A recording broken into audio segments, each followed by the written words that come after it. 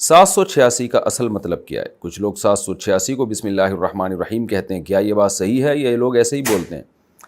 دیکھیں، ایک عادات کی بھی ایک زبان ہے،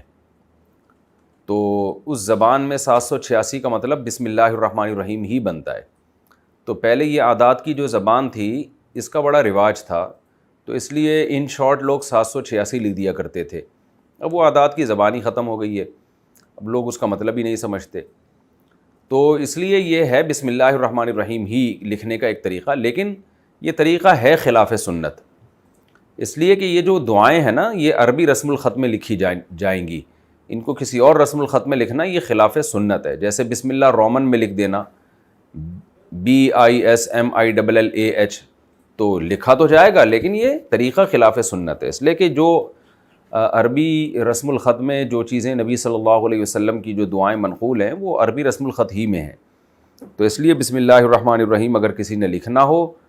تو بسم اللہ الرحمن الرحیم ہی لکھے، وہ عربی میں جیسے لکھتے ہیں، 786 نہ لکھے، خلاف سنت ہوگا۔ اچھا، بعض لوگ یہ کہتے ہیں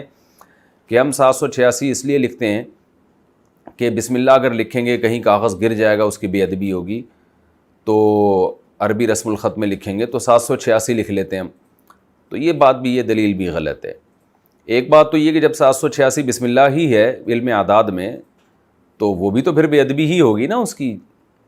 اور دوسری بات یہ ہے کہ نبی صلی اللہ علیہ وسلم نے غیر مسلموں کو خطوط لکھے، اس میں بسم اللہ الرحمن الرحیم لکھا، حالانکہ وہاں ڈر تھا کہ غیر مسلم اس کی بے ادبی کریں،